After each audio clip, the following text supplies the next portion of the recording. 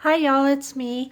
I'm here today to share a little project and kind of talk about our POKEY tools and a couple of other little things, one online purchase, but I want to talk to you about that too. So let me start there.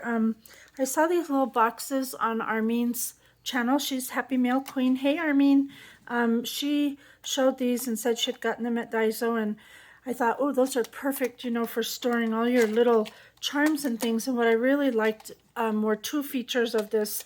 One is that the tops were clear, and the other part is that each compartment is individual, so you don't have them all running into each other, which I thought was super nice. So anyway, I decided to get some, but I don't recommend you do that unless you go to Daiso, because their shipping is outrageous for the products that they have. It's almost in some cases was equivalent to the cost of the item you're purchasing. But anyhow, this is what they look like if you go to Daiso. And they have some with 6 compartments, and I think there's some with 4. I'm not sure.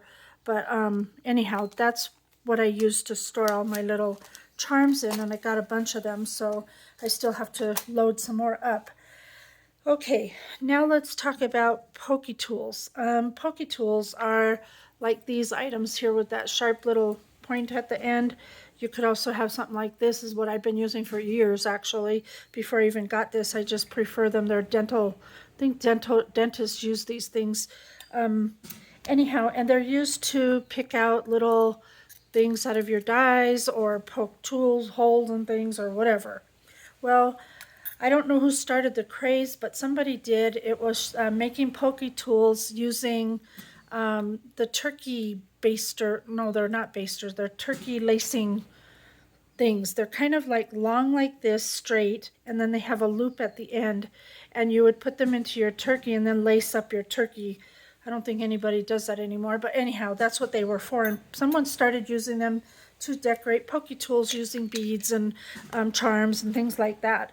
So if you go to, I'll put a link down below to what those look like on Amazon. But if you go to Hobby Lobby, and I'll try to put this link as well, they have what's called a scribe, SCRIBE, and they look like this. They're silver.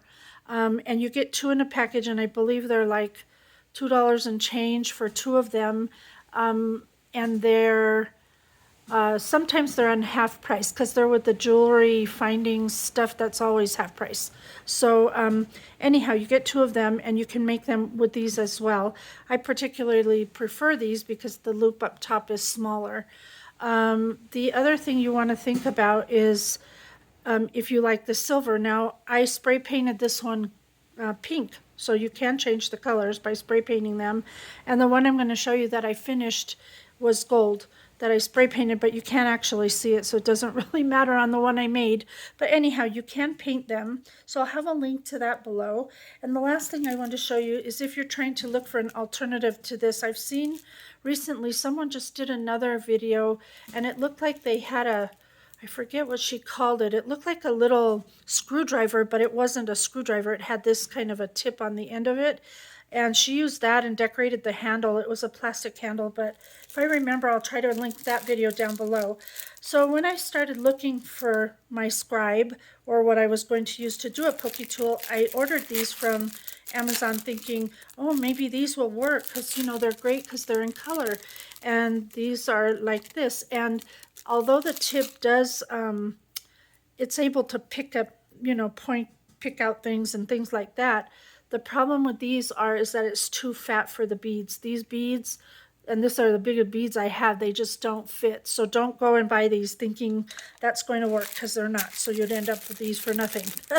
So anyhow, so basically what you do with the POKEY tool is you just start adding your bee sequence on there however you want.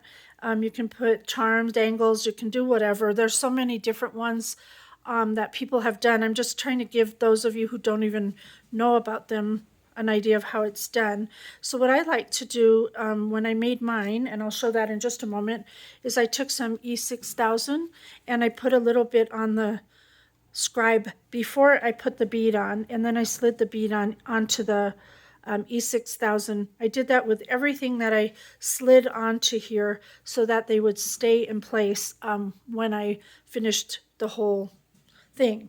So let me show you mine, and let me pull it out of here. So this was the one I did. I showed this on Instagram yesterday. Let me move this stuff out of the way so you can see it better. It came out so pretty. I really, really love this. I used a variety of different beads that I had, and then I just sequenced them the way I wanted. And down at the tip here, I used the smaller beads because that's the part that I feel most comfortable holding if I were going to use it to start picking out things. So I didn't want to have a big chunky bead down at that end, so I made sure to keep it the smaller beads. But anyhow, so I used a bow up on the top where the loop is. You can see there's the loop. I didn't want to have it showing, so I just used the E6000 to glue that bow in place. And then I used a jump ring up at the top of the charm and just made like you would a dangle. Anything you want to do there. You don't need to use E6000 for that. It's just making a dangle. I had this swan in my stash, and it actually was just a solid resin piece, and I took my other pokey tool, this one, and I heated over the fire, and I kept doing that until I was able to get a hole through that swan. That's how I did that, if you're curious. But anyway, you just do whatever you want, but they're so pretty. And so I figured, I had a pretty pokey tool. I didn't want to throw it in with all my other tools because it's, going to get bumped up. So I decided to make a little stand for it. And this is something I can remake or throw it away and make another one, take off the stuff, reuse it, because it's only made out of styrofoam. As you can see right here, I just had a piece of styrofoam.